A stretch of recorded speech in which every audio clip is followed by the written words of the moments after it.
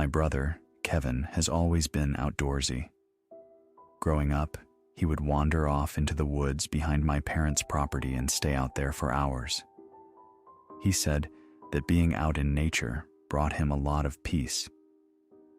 A few months ago, things kind of spiraled for him. He lost his girlfriend, his job, and his apartment within 6 weeks. He ended up moving back home with me and my parents to try and get back on his feet. It was hard to see him like that. I mean, he was never someone I would describe as an eternal optimist, but that little spark he always had was gone. This past spring, I found him sitting at the kitchen table in the middle of the night. He was picking apart a piece of cold pizza, and it was the first time I had seen him almost eat something in days. I told him maybe he should get back out into nature, take some hikes, or maybe do a solo camping weekend. I said that I had noticed he had seemed down lately, and maybe being out in the world could help me get back to myself.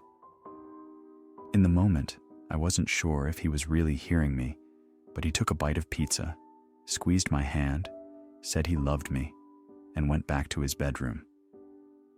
The next morning, he announced to my parents he was going to hike the Appalachian Trail.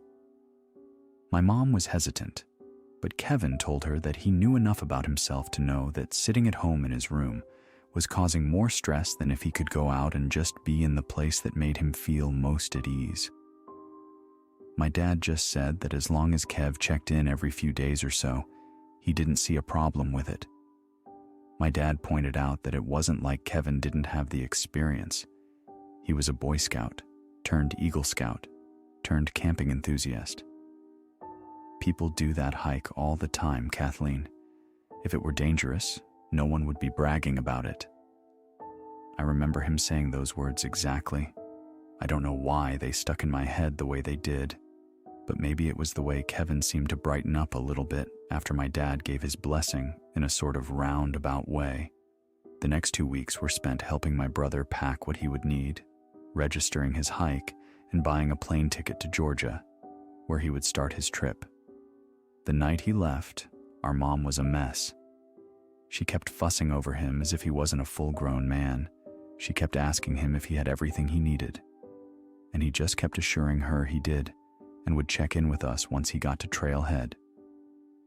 Looking back now, he seemed genuinely excited. If I had known what would happen, I would never let him leave. My brother called like he said he would, just as he was beginning his trip. He even sent a photo in our family group chat that showed him up against a backdrop of purple-blue mountains and lush greenery. He had a thumbs up and his signature slightly off-center smirk. He wrote, "Finally made it. Love you guys. Talk when I get better reception."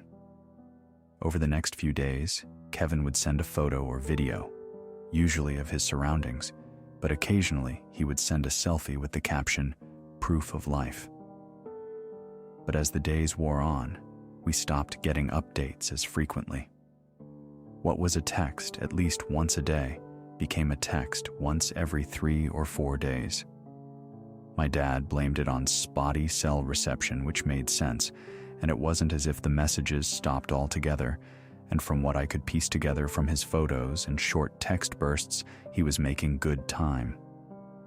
It was around a month and a half into his trip when we realized it had been almost 2 weeks without any communication from Kevin.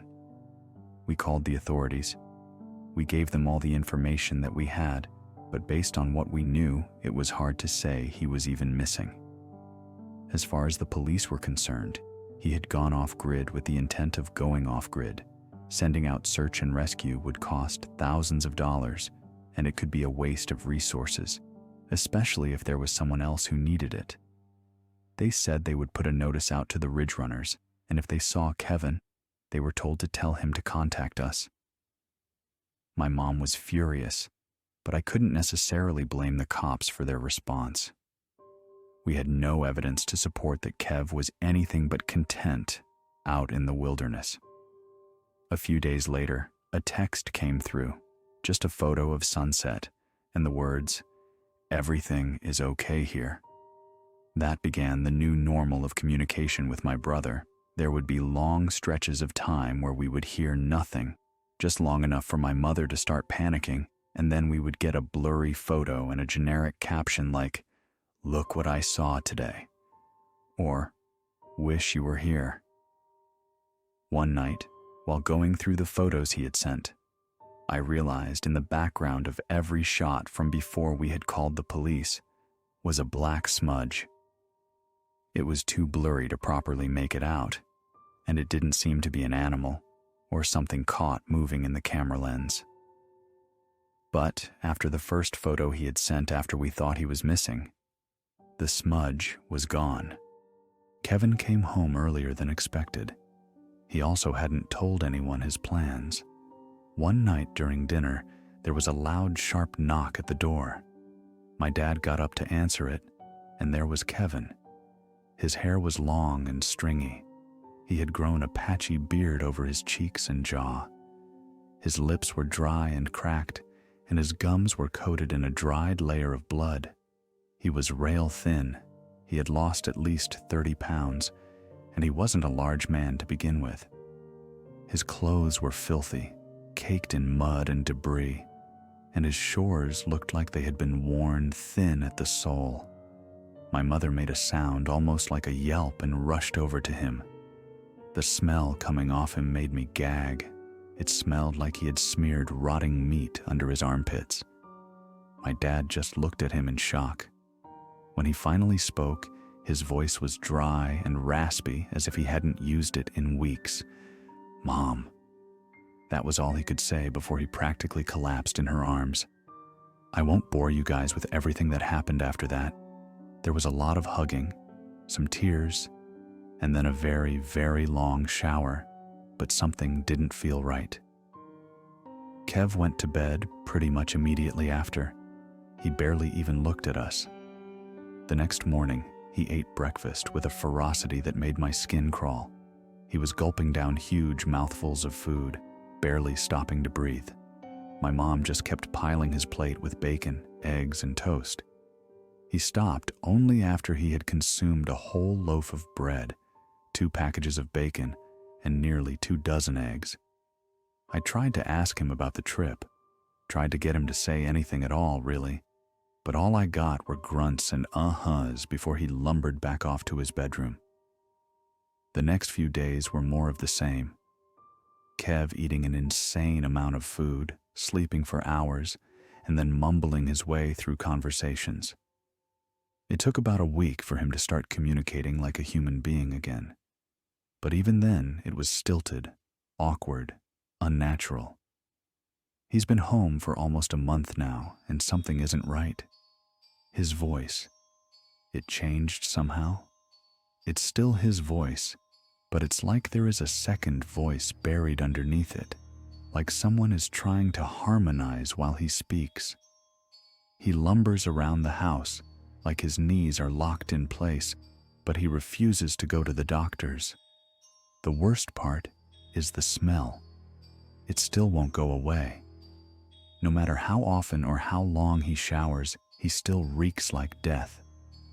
I could have maybe ignored all of this, maybe blame it on being isolated in the woods for weeks, but after what happened tonight, I couldn't sleep. That feeling of fear in my stomach, I've felt ever since he's been back, hasn't gone away, and honestly, it keeps me up most nights. I was trying to will myself to sleep when I heard the back door creak open. I crept out of my bedroom and down the hall. From my viewpoint, I could see into the kitchen through the window into the backyard. I saw my brother, perched on his hands and knees. He was twitching wildly, like every muscle in his neck and head were spasming. He widened his stance and thrashed his head towards the ground and out of my line of sight. I was worried that maybe he was having some kind of seizure, so I ran out to check on him, and that when I saw it. His head was buried deep into the carcass of one of our neighbor's cats. He was chomping down on its tiny body, blood oozing out between the gaps in his teeth. The thing had clearly been dead For at least a day or so, its body bloated and its eyes were dull and hazy. Kevin reached inside the cat's body and started to strip off pieces of muscle and tendon, slurping them up the same way he had been eating our mother's cooking. Pressing his thumb into the thing's skull, he popped out one of its eyes and tossed it back like a grape. I ran. I ran back into the house and locked the door behind me. I was about to run back to my bedroom when that smell hit me. That horrible death stench that had been wafting around my brother. I opened the door to his room and inched a few feet inside. Wrapped in his bedding were the decaying bodies of 20 or so animals: rabbits, mice, squirrels. I tried to run to my parents' room, to wake them up, to tell that we needed to call someone. As I turned around, I saw Kevin in the kitchen window, his body drenched in blood.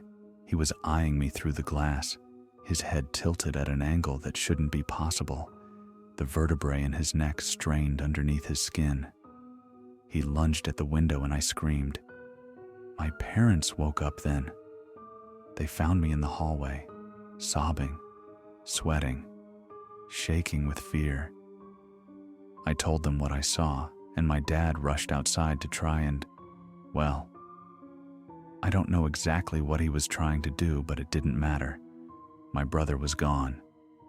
We called the police and they said it sounded like my brother had had some sort of mental crisis. Maybe he had picked up some kind of parasite in the woods that was impacting his brain chemistry. I know they're wrong, though. Whatever that thing is, it is not my brother. My brother left for the Appalachian Trail and never came back. I think whatever that black smudge was in those photos was something that hunted him, and I think it was successful. Whatever that thing was killed my brother, and somehow his body came back home. My brother disappeared, but I am terrified he will come back.